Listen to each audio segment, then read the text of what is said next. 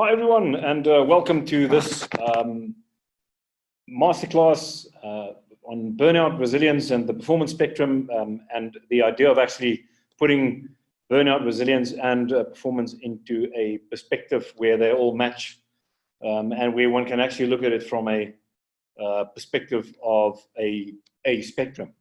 I'm just trying to, I'm setting an offsite here, so I'm just trying to get the everything right. My apologies for the potential resonance in the sound.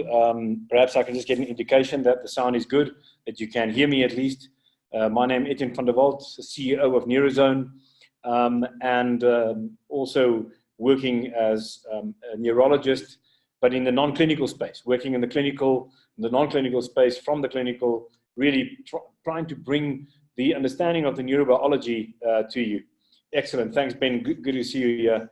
Thank you, everybody. So we are just about ready to kick off. I'm just reminding you that please address your thoughts, your questions, as always, in the chat box at the bottom of your screen. You'll see Q&A, share, and chat. Please leave out the Q&A. Don't use the Q&A. Use the chat box and address, of course, to all panelists and attendees. Excellent. Thank you. I see so many names, familiar names here, and it's great to see even some unfamiliar names. You're very welcome. Great to be together for this hour. I'm going to kick off by potentially repeating and revising a number of components of the Neurozone system and thinking and methodology with some of you who've been on this before, but let's see if we can add another fresh angle to this perspective. And of course, for those of you who are new, let's fire away, and I hope that you enjoy it as much as I'm going to enjoy this. And so let's see if I can share a screen with you.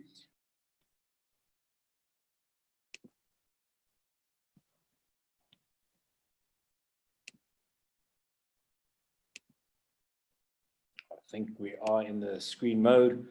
Probably see a very busy laptop, desktop here, and I think this is where we want to be.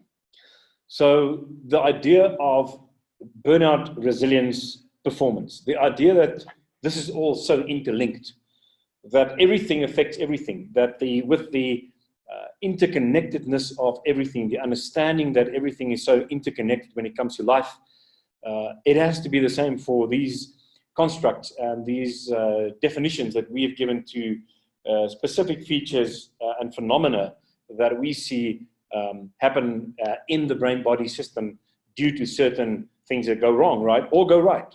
And so if things go wrong and continuously go wrong, you eventually see burnout on this one side of the spectrum. And then on the other side of the spectrum, of course, if everything goes right and we do the right things long enough and continue to do that, we actually see high performance. So the idea that this is all part of the spectrum and the understanding of what it is that we need as individuals, as teams, as organizations, to move us away from burnout right into this high performance state is really what Neurozone is all about. And so just once again, to remind you that Neurozone is a neuroscience and analytics company. We focus on using the knowledge of the brain-body system from a neurobiological perspective, and of course, neurobiopsychological perspective. And then through that, we have now developed a model for high performance, really workable neurobiological model, works from brainstem to prefrontal cortex. But also from that, we've now crystallized or see the crystallization of what has always been there, this behavioral code for high performance. Of course, we are driven by the code, which of course always drives us towards this high performance state away from burnout. So the idea that you want to move along an axis from burnout by building your resilience and then thereby unlocking high performance is imperative for every single walk of life, everyone alive, regardless of which organization you belong to, whether you play sport, or whether you're in education or developing as a child or working as a parent. And of course, I've said all these other things, all a resilient ager, an aging person, at the same time, it's always the same. It's always the same principles that apply to you and me as individuals living in this world as part of a complex system, the living system of humanity, being complex, adaptive organisms, agile and adaptive, ready to change in the face of whatever challenges come our way. And of course, it's coming fast, thick and fast now. So the idea that you and I need this, and of course, I've named all these different sort of domains of life, aspects of life, and I haven't spoken about the world of business. And so you and I really are in this world of business. And the idea is that this is where we spend most of our lives. And the idea is that in business work and in the world of business, we aggregate naturally into groups and we aggregate into organizations. It's a natural aggregation. And of course, by taking this natural aggregate and starting to clump it together, bigger and bigger and bigger aggregates, we've simply gone from the natural to the unnatural, right? And we've used systems to actually keep that all together, and we call them organizations. And I want to say this with due respect to large organizations. Our understanding is that we are meant to work in smaller groups and teams and aggregate into those natural constructs. And the way that that's constructed provides us with social safety, with trust, and with belonging, and with the capacity for bonding and belonging. And so if you are aggregated into a much, much larger organization, don't actually hope for the organization to provide you with bonding and trust. Look for the team within which you work and the smaller groupings where you really find the life, the organism that is alive.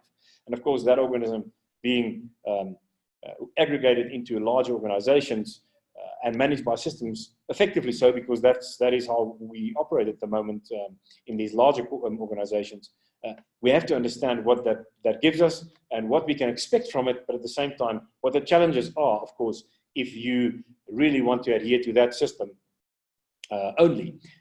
The idea of a system is that it works for us and we need management to do that. But at the same time, we as individuals and as teams, as living organisms, need to be led by leadership. So management and leadership being very different components of very important components of a larger whole. Organizations and then the organism within the organization. Organisms are led by leadership. Organizations are managed by using systems by managers. And so the idea is that you need both. You need these two capacities, but the deeper capabilities of leadership capacity is what we are very interested in. We are interested in understanding what does this actually tell, what is the neuroscientific biological perspective of the whole brain body system tell us about leadership? How does it inform leadership? How does it inform the way we actually build our own capacities and our team capacities within this very, very rapidly evolving world, so that we do not actually fall off the curve of this rapid acceleration. And so this was the introduction to this discussion. And of course, as always, we just look at this definition that we now have been using for over a decade, business to the brain. And so business to the brain, this is just our view, is that we, always the us, use our knowledge, our skills, and our expertise to allocate resources together and to distribute these resources fairly. And of course, that's an ideal world in order to stay alive, survive, and thrive in life. Now, note that knowledge, skills, and expertise have been basically been put together very purposefully in this order, because you and I, as 20-year-olds, we build knowledge. And of course, now we have to continuously learn on top of our deep expertise and skills if we are older, but we build knowledge. Then that knowledge becomes skills, and that's the way the brain works beautifully. If you look at this golden brain, it actually, right from the superficie, right from the top, deep in the brain, they are structured, the so-called basal ganglia, that continuously build new patterns and pattern recognition capacity, and even right into the cerebellum, the small brain. There's this pattern systems that's actually been built that provides us with taking the knowledge and build pattern recognition capability, skills. And then the more you've got of the pattern recognizing capacity, the more you move into expertise. That expertise that people pay a lot of money for, because at a very low energy, you provide a very high yield. When you have to say, typically, why do you know that this particular calculation will lead to this kind of effect, outcome? And you tell the younger team members, I know because I know, because I know. I've seen it so many times. I've been around so much. And in fact, we can go and look at all the constructs and the properties of knowledge and then put them together and demonstrate in a logical format why this is the case. But you don't need to do that, right? You need that if you are in your 20s and you have knowledge to work with. Then you have to build the skills, and then you build the expertise. And so we say this is an incredible part of the so-called prior knowledge that you need to be able to solve problems. And to allocate resources mean that we have to solve problems, we have to innovate together, and then we distribute this fairly, all the morality that goes around that, ethics and morality, in order to stay alive, survive and thrive in life. And staying alive, surviving and thriving in life is a Maslowic hierarchy. You can stay alive from the brainstem, that's the level of the brainstem, or you can survive through the limbic system, but that's not what you and I are after. The whole purpose of aggregating and allocating resources is about thriving in life. And thriving in life means simply that if you thrive, you have enough security in enough domains in your life, social, physical, financial, etc., so that you can be in a baseline, relaxed, physiological state. This lies at the heart of the understanding of burnout, resilience, and performance. And I'm going to come back to this idea of a baseline, relaxed, physiological state, because you and I need to be in that baseline state every single day of our lives and night while we are sleeping, so that we can solve our problems, our most complex problems while we're sleeping. But at the same time, we are ready to achieve goals through an acute stress response continuously throughout the day. Very much like that. And some big, some are smaller, but we need that energy, and then we need to replenish, energy replenish, etc., etc. Which brings me to the next point. Just by the way, I know there might be some questions. I'm going to just open the chat box on the side here so I can see what is being stated here.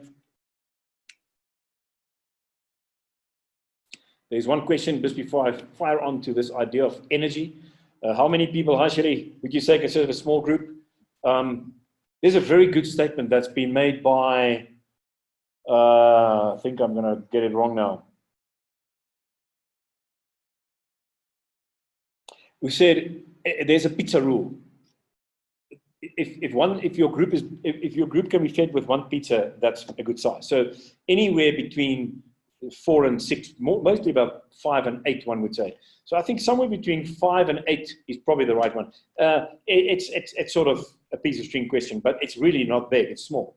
A team is as small as a family. Remember that your team represents the family.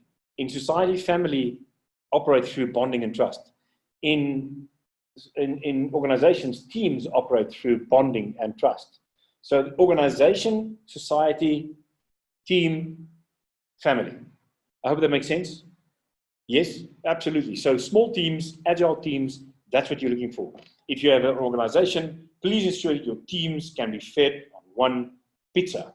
Is that good? And this is not my saying. I've learned this from the experts who have been working with teams for many a year. I hope that explains that adequately. In fact, let me then, at that point, I'm going to go right to the next slide. So now I'm going to give you a bit of chemistry. Not the kind of chemistry you want in a romantic relationship, right? This is the chemistry that's really sometimes getting the better of you and me. It's sort of going back to the real deep, if you may, organic chemistry. It's a very simple equation that you see here. Simply what this equation says, and of course you don't have to understand this, but it says that any single thing that looks a bit like that, CH4, which is, by the way, methane, that kind of structure, there are many different types of CHs, and they are all the constants. They're actually called fuel. All of those things are fuel. Fuel that you and I use when we burn coal and we gasify the coal, and then we get fuel that comes from the condensation of that and the distillation process. You get fuel, and that fuel consists of these kind of structures, a little bit more complex than this. When you and I eat food, we actually eat fuel.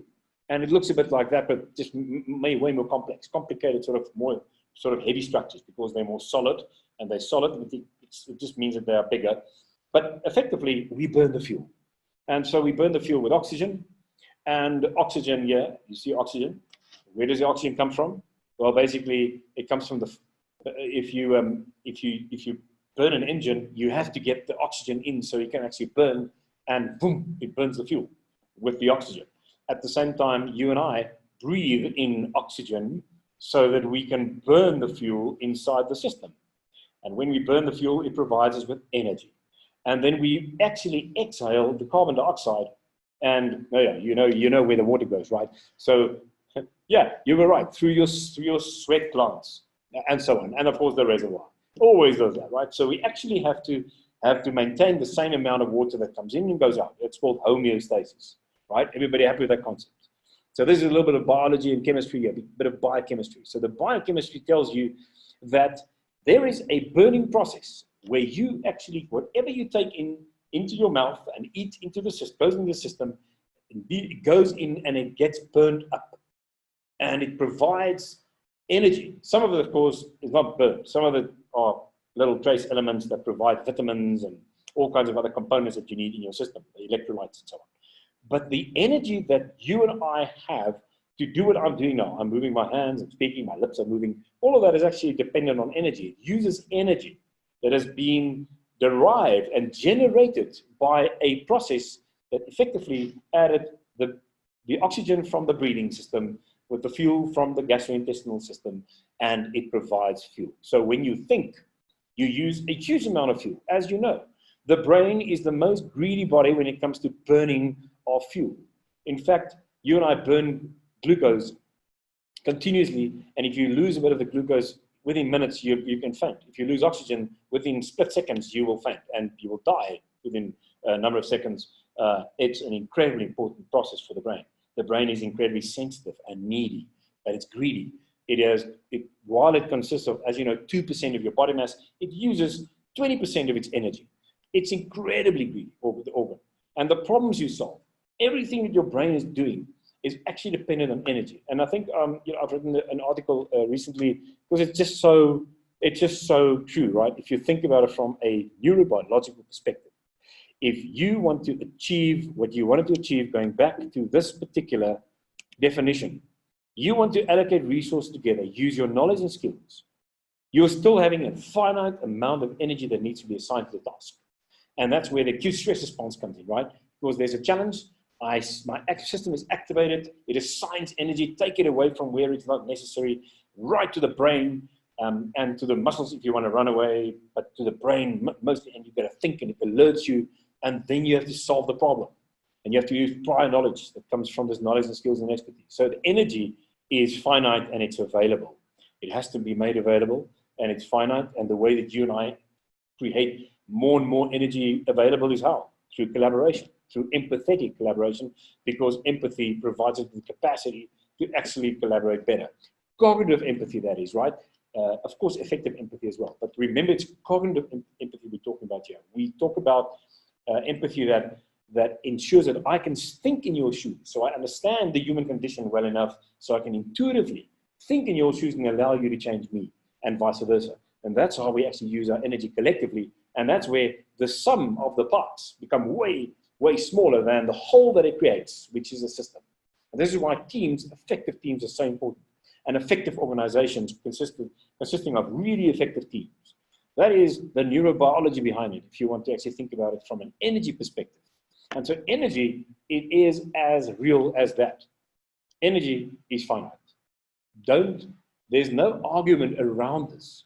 The question is, how much energy can we actually use if all of us, every individual in a team, an organization, where we are, if we are actually well replenished, well maintained, which means that we are properly optimized. We are in a high performance ready state. That's what we call that. Far away from burnout. So we are resilient, we highly performance ready. Then you actually can have your finite amount of energy that you can use at its best. And you can then assign that energy to the right tasks. And how do you do that? Through self-leadership. So self-leadership, the good self-leadership assigns that maximum amount that is optimal in your high performance ready state, maximum amount of energy to the right and appropriate tasks.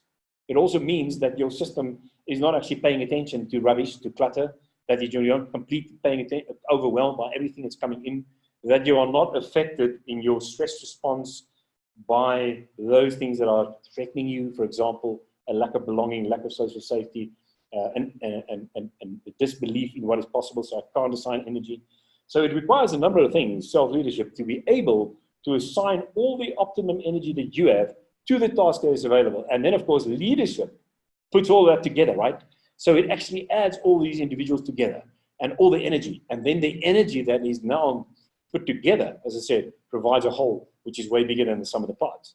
And so yes, while energy is finite, you can create a huge amount of energy and effective team effectiveness, which we now call flow, neuronal flow, the flow state.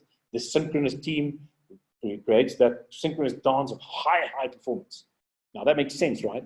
So that requires leadership, where self-leadership is required for the individual.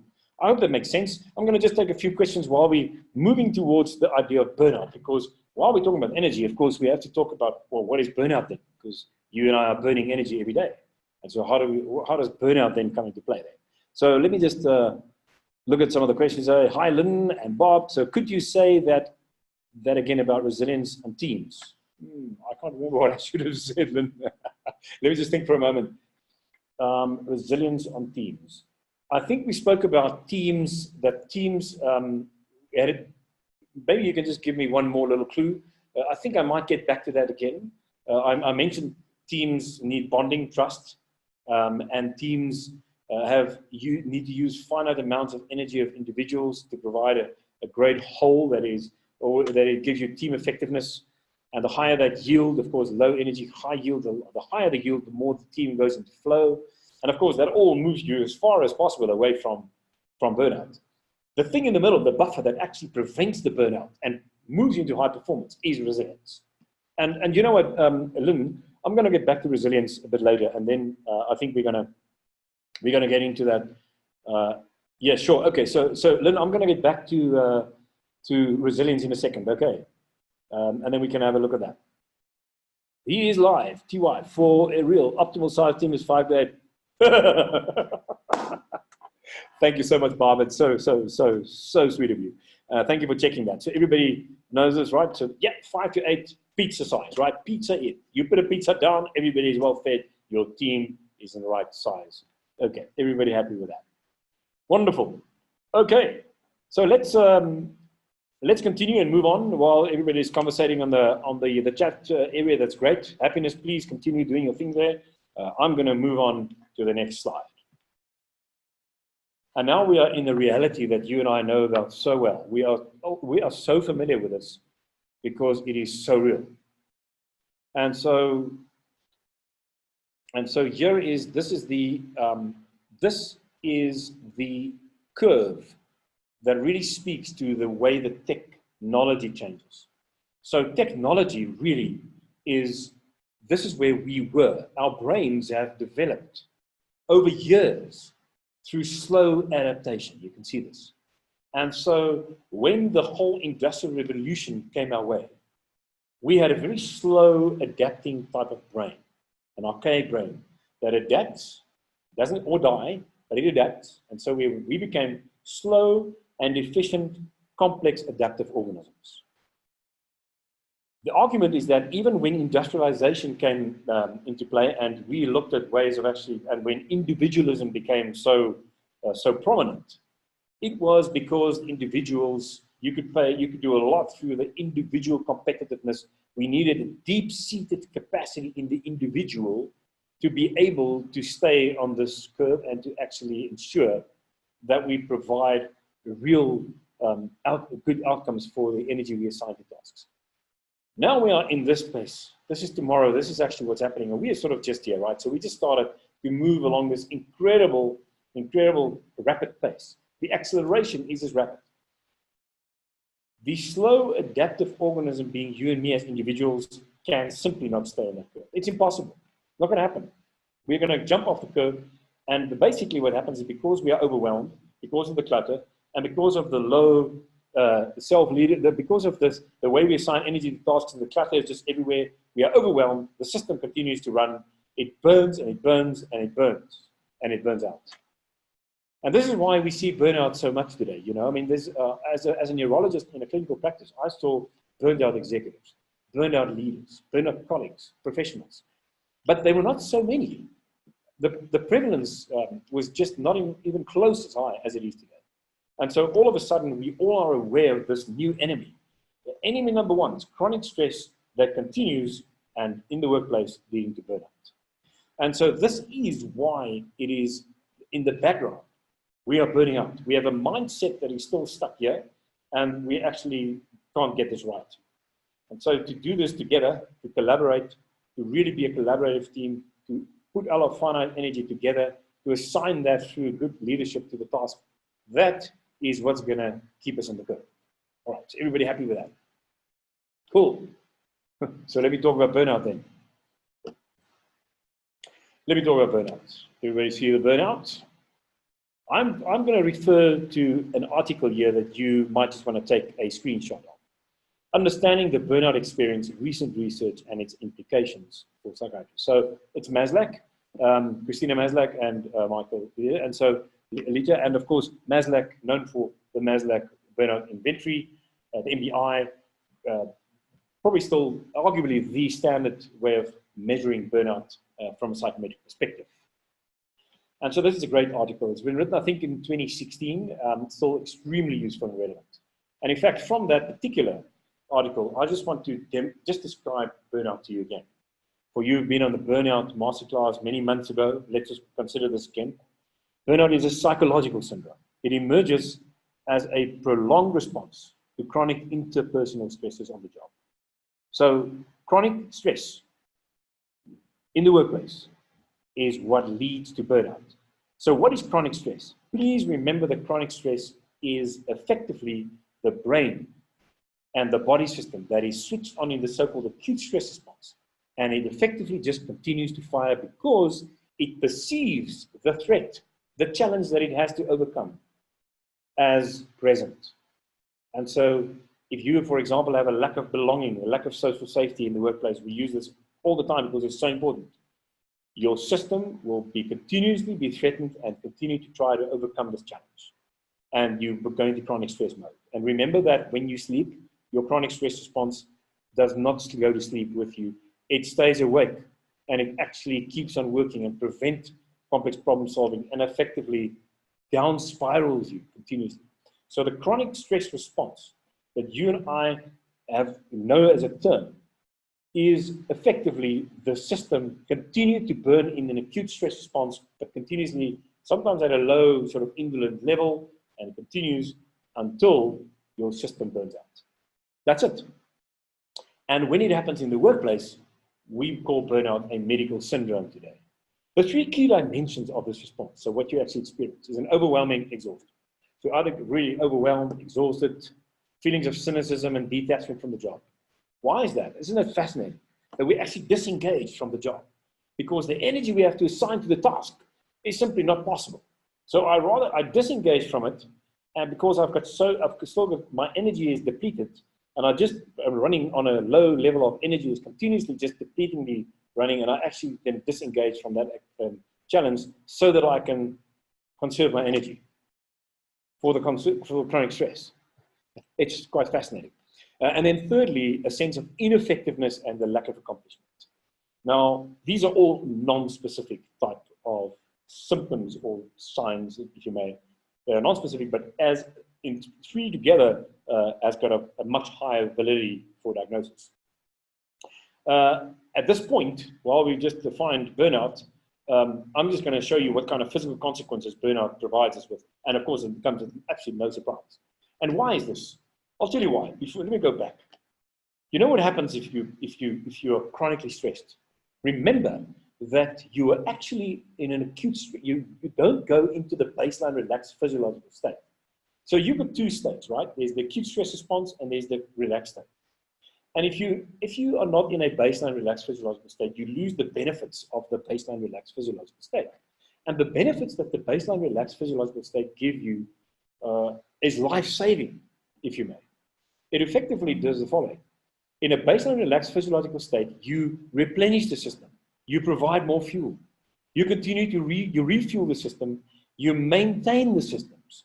You basically remove all the stuff that needs to be removed and put in new little structures, and you maintain all the scaffolds and the system, and you remove your cancer cells, you remove your neurodegenerative cells, and all the toxins that's actually now been building up throughout the day. You need to remove them constantly and continuously. If you don't do it, that inflammation, that toxins and everything else will lead to a pro-inflammatory state. and you will develop the conditions in your system because of the buildup of these toxic components based on or determined by your genetic cracks. And most people have genetic cracks in the metabolic system, in the cardiovascular system. But of course, there are others as well, musculoskeletal, your respiratory system, your gastrointestinal system. All the systems are affected. And let me show you what you get then. In a second, I'm gonna get back to you, Henry, in a second, and Bob. So here you see the physical consequences. Look at this: cardiovascular disease, coronary heart disease. This is all metabolic syndrome type stuff, right? Obesity, hyperlipidemia, type 2 diabetes, large waist, high body mass index, and so on. Hypertension, big problem. It's silent killer, right? And then of course you know this, all this stuff. It's all everywhere, know about it. And then there's this. I see it's another point there, but it should be part of this bullet. Then there are musculoskeletal disorders. There are pain syndromes. There are even multi-system disorders like rheumatoid arthritis can develop, and so on and so forth. Pain syndromes, fibromyalgia, chronic headaches, tension diabetics. All those are conditions that can be a result of continuous chronic stress. Prolonged fatigue. We talked about these problems, and then take note. Below the age of 45, severe illness and mortality. Remember just 1 second. I mean, I've mentioned this before. Please have a look if you have time. Look at look for the documentary that Dr. Sanjay Gupta narrated. He wrote and narrated this on the US. It's called One Nation Under Stress. It refers to this the US that the life expectancy over the past few years have continuously gone down. And he investigated why this is the case in a first world country. And the reason is chronic stress. And this is why.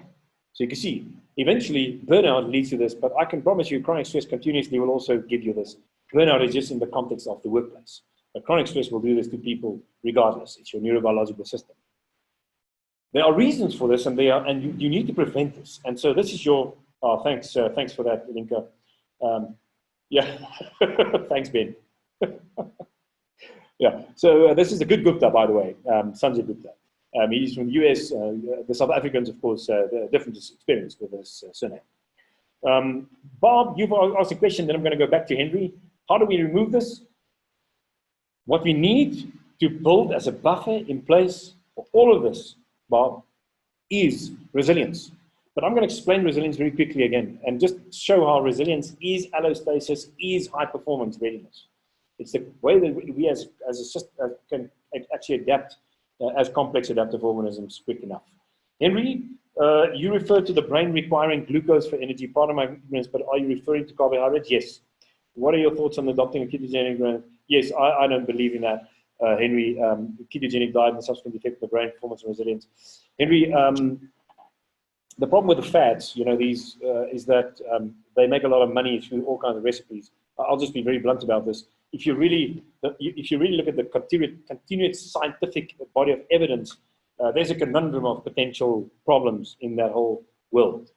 I do not say that a low GI carbohydrate diet with certain good fats in it and proteins is the absolute. It's the current scientific middle road which makes no money.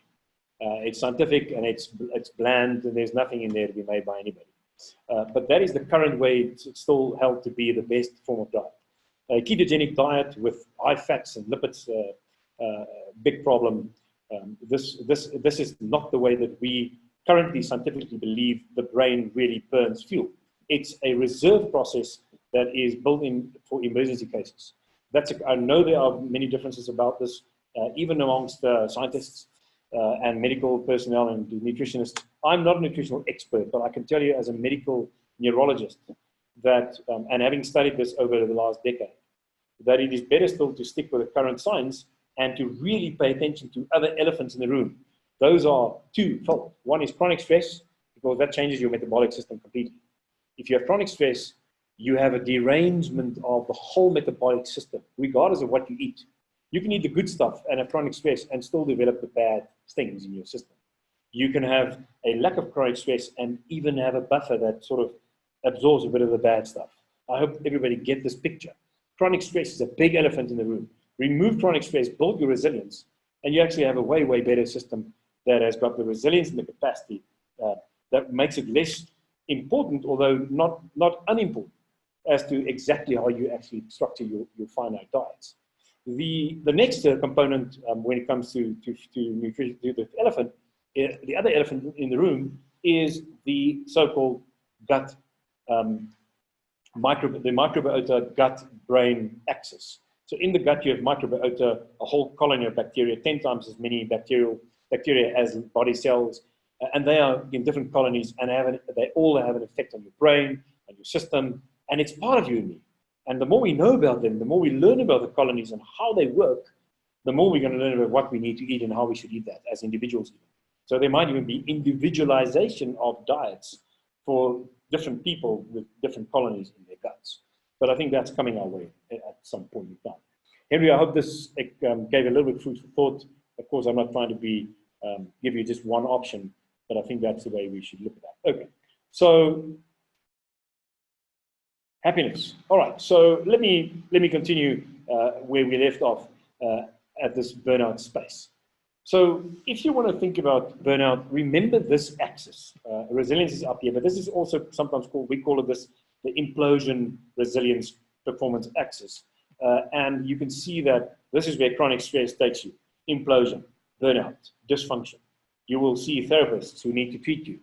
Whereas if you want to stay up here, up in the green, to give you the baseline relaxed physiological state, you need resilience. And of course, the people who can help you here is coaches, because coaching is not about fixing and therapy. It's about supporting you to become the best version of yourself.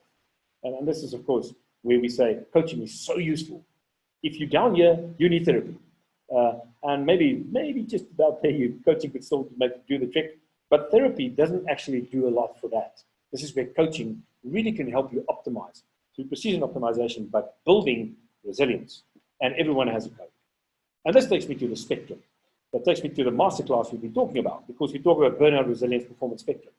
This is the spectrum that we have now been working on over the last 5 years at Neurozone. And we consolidated this spectrum as an outcome that says this. There's an outcome here that says every single one of us is somewhere along this spectrum, if you may, in a quantified way. Of course, this is a reductionistic way of looking at the way the system works. But at least it's an attempt to be less reductionistic and say, you and I are somewhere in the spectrum. Burnout, we've explained burnout just now. Now we're going to talk about resilience, and I just want to tell you that resilience and performance basically are the same thing. High resilience is performance readiness. If you are highly resilient as a brain, body, system, as a complex adaptive organism, you are performance ready. Taking you back to this, you are there. And then you need the skill sets and competencies on top of this, of course, field specific, et cetera, and interpersonal skills, et cetera, to improve your team effectiveness and your function within the teams, to carry the load, that neurological load, overcome the workload, et cetera, et cetera. But the point is, you actually, resilience and performance, pretty much the same thing. Okay. So what have we added to this burnout, resilience, performance axis then? Psychoneuroimmunology. You see there's a big word on the right. Psychoneuroimmunology is a field, it's a subject, it's a field within neurology that actually that correlates with this axis. It says that everything that comes from the outside and from the inside has an effect on our psyche. It's the way we interpret information. And we base that information, based on our mindsets, we interpret information, and when we assign values to incoming cues based on the perceived threat and the perceived reward, big and small. 46 times as readily we respond to threats. I think it's even more than that. And so that perception provides us with the internalization, and it switches on the system through the neurological system and the inflammatory system. And so, of course, we want it just to be switched on appropriately, overcome a challenge, and then go into the baseline relaxed physiological state again. So we want to stick there. And so it's all about psychoneuroimmunology when it comes to the field and subject that we do a lot of our work in the background at Neurozone. This is chronic stress and implosion. Just to remind you that in the cells, if you look inside the cells, you can see that there's a core there. This is the nucleus. You see DNA there. You see that this is the inside of the cell, the so-called cytoplasm. This is the membrane of the cell there, and this is the outside of the cell, external environment, extracellular. So effectively what happens is if there are signals that come in here from the psychoneuroimmunological process that activates your system, the immune system switches on, and it actually activates the DNA within your core, in the nucleus. And it creates, you can see all these little strings of beads, and it creates this ninja star, the inflammasome. And this is a few years old. We haven't known this until a few years ago. The inflammasome is what really kills the bad cells, the cancer cells, the neurodegenerative cells, the toxic cells, when you are in a baseline relaxed physiological state and you have an appropriate response. And resilience gives you this capacity. If you have low resilience and you move to the space of burnout, you're in a pro-inflammatory state, these ninja stars start to kill the cells that are susceptible, but still healthy. And they are the ones where your genetic cracks are. And most of us have genetic cracks, as we said, in our metabolic system and in our cardiovascular system. Right. Everybody happy with that? So this is what happens at a cellular level when you go back to this so-called psychoneuroimmunology. It happens at a cellular level. It's so important. And this is what makes people die soon because of chronic stress. In fact, one way of talking about chronic stress is after a relatively short and unpleasant life, you die. It sounds a bit macabre, right? But that's exactly what happens. And so if we don't pay attention to this, our leaders will burn out, our people within organizations, everybody burns out if we don't look after ourselves properly and build that resilient capacity. And these, of course, are the conditions. I'm not going to spend a lot of time there. We already talked about them, but you can see that the inflammasomes are at the core of all of this. Okay, happiness. So how do we build resilience? There is a code, and this is the code. I'm not going to send this to you because everybody has a different code. But this is the code for 6,000 leaders that we have in our system at the moment. And of course, those of you who've gone through the course and those of you who are going to go in the course in the next week, we're really looking forward to actually take you through the whole process so you can understand this very properly. And you will know what the code entails and what is in it. And you can learn about the model and how that model generates the code and how that code actually ensures that we are that we move from red to green if we do the right things. And we've now seen that it is possible and that it can be done. And that if you properly coach resilience, build resilience through understanding what these components are that will give you the best yield for your inputs. For example, optimism here being number one in the bigger cohort of the code. If you work on that properly as a coach with your coaches and your leaders, you cultivate that properly, the whole purpose in life concept, for example, you start to move the needle from red to green. And so, especially if they're up here somewhere, you've got better yield because they're already doing fairly fine. It's very tough when people are down here. They very often, as we said, need therapy before they actually can get the benefits from coaching.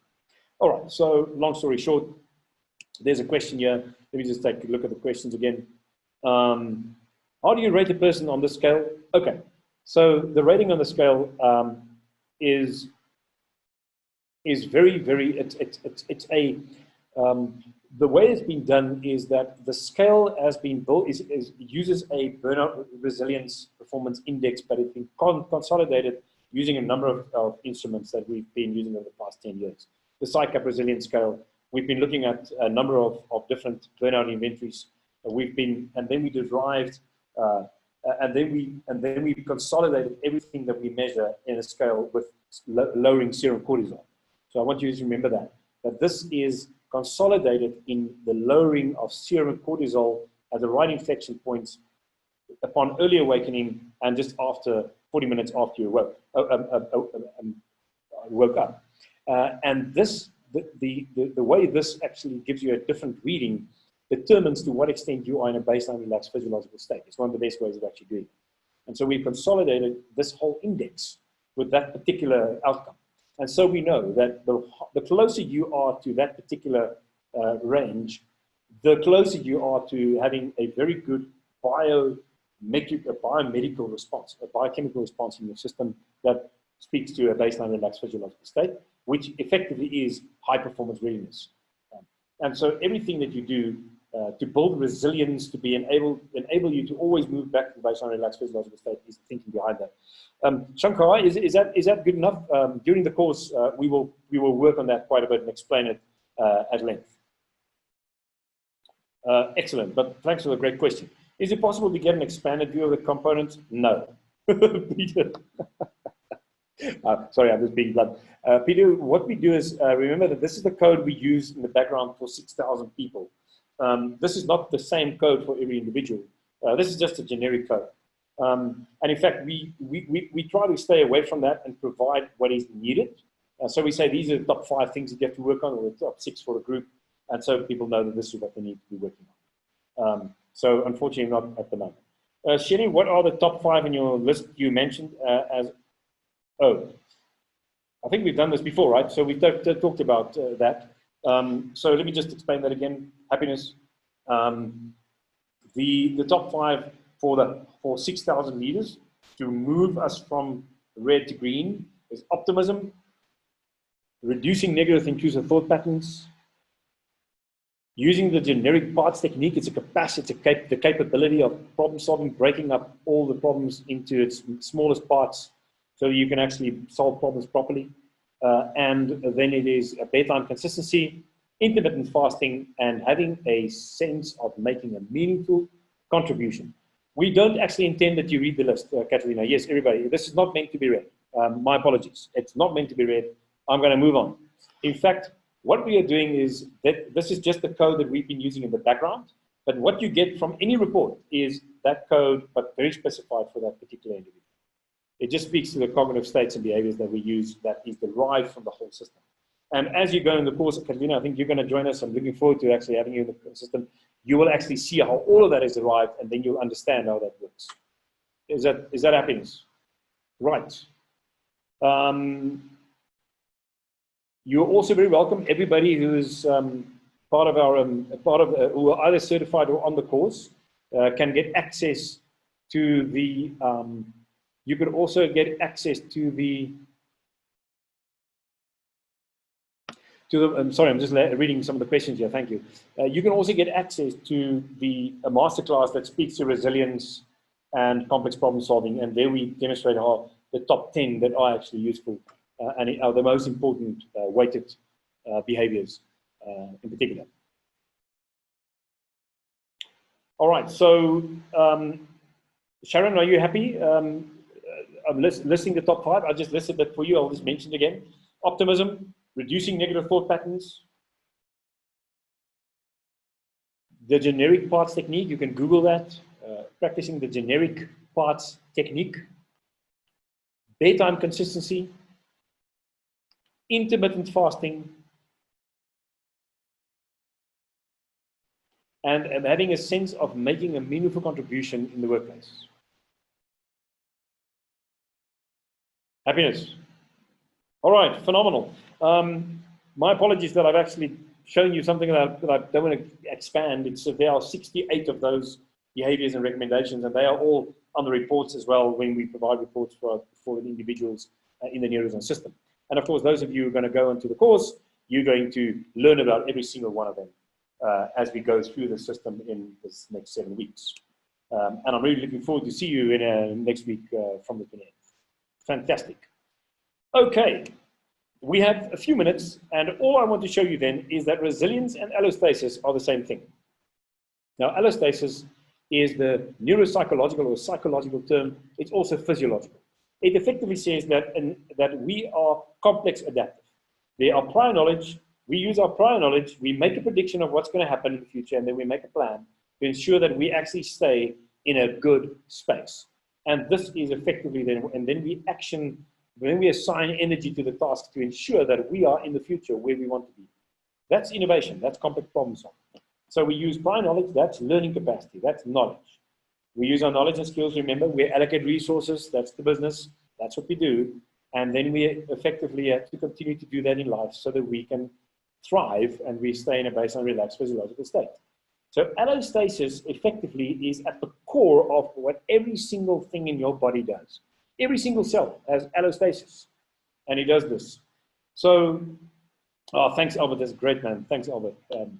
Sharon, I think you'll see it there. Albert has just shared this with us. Albert's also one of our super head of business development. Thanks, Albert, for being with us on the masterclass. And then you can see our prior knowledge prediction, et cetera, leads to a continuous growth because we learn from this. And as we grow and learn from it, we have more knowledge to make better predictions. And sometimes that's all very different things. When psychologically it can be it's even seemingly unrelated to that particular thing we learn because it's such a complex set of things we learn. I hope that makes sense. In the short period of time we have, you can see that that's resilience because resilience effectively is this. Resilience says it's to not only bounce back, it is when an adverse event is removed, we overcome the challenge with our knowledge. When it subsides, we overcame it, we've learned from it, and we grow. And we basically do that. That's resilience, right? It's a bit like growing a muscle. When you exercise your muscle, you learn from this adverse event. That's the big weight. And you grow a muscle. And so you can actually pick up a heavier weight. That's resilience. That's allostasis. That's how the neurobiological system works. That is how teams work. That is how organizations work. And so if you want to be a learning organization, rapidly adaptive and agile, you have to understand what happens with every single part of the cell of this bigger system called an organization. I hope that helps. Phenomenal. Right. So allostasis, we spoke about that. We looked at it very carefully. And now I want to show you that innovation capacity speaks to prediction, learning capacity speaks to prior knowledge, self-leadership assigns the finite energy to the task to overcome and to learn and grow from it, and of course, resilience in itself. And what you see, because everything affects everything, you see resilience, innovation capacity, learning capacity, self-leadership, all actually part of the same thing.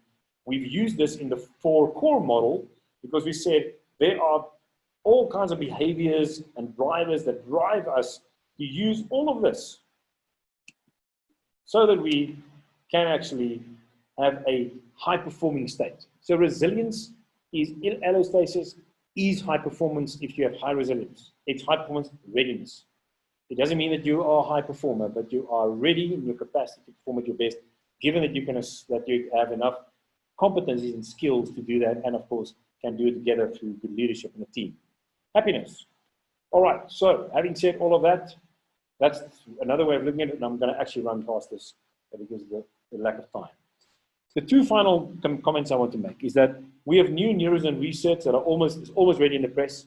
We've used 250 individuals in the background in our research and used the whole brain, this whole burnout, resilience, performance spectrum, the BRP spectrum, and said, let's study this particular system that we have and our index and find out what are the most important components that actually determine this. And you won't be surprised. It's pragmatic positivity. That's optimism, belief, all of those purpose in life components, pragmatic positivity. It's early life stability, which is an important one. So what happened early in your life, you've been bestowed with to be able to deal with stressors, and the stability that you have, or the instability that derails that, plays an important role when it comes to providing you with a resilience, innate resilience capacity. But it can be enhanced. And so that's the good news. Even if you have a low resilience baseline, you can enhance that resilience by working on it. And you've got to work very hard, of course, if you have this early setbacks. Then stress efficacy, a capacity to overcome stress. And then social safety as a big construct. And this comes as no surprise to anybody, right? So these are the 4 main domains affecting resilience and that VRP spectrum, which moves us away from burnout into high performance. Of course, within this, there's a whole code and behavioral code that our coaches can use, but this is another way of looking at the way we've constructed it. They are, of course, consolidated in the BRP spectrum, and as we said, preliminary serum cortisol levels. I say preliminary because we've done this in a previous study. We now want to run this and roll this into a big cohort where we want to consolidate that cortisol levels as well. Wonderful. And so I'm stopping at this point with the behavioral code for high performance, reminding you that there are behaviors, emotional states, and cognitive states that we are using within our system continuously to move you from red to green, and the coaches and consultants can use to move their individuals, their teams, organizations from a state of potential burnout right through well-being into high performance by building their resilience capacity through that. Everybody happy with this consolidation? We will keep you informed about the study, the bigger study on this spectrum, and we will publish this. And we will probably then present that to you as well, so you can see that and use it usefully with your clients as well.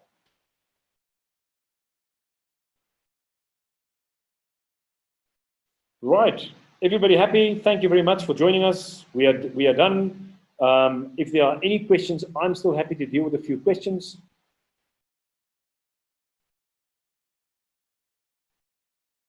We will deal with some of the questions that have been asked here.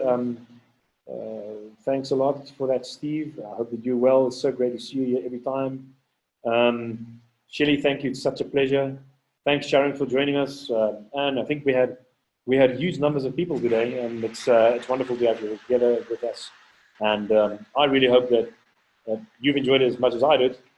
And as I said, we would love to support you with this code, with your clients, through the tools that we provide, so that we can actually continuously move our individuals, our teams, and our organizations from burnout, away from burnout, through using the resilience tool and all these behaviors, emotional and cognitive states, and really help them essentially through what we call precision optimization, ongoing, and of course in the future for those of you who are now being certified. So wonderful. Thank you very much for joining.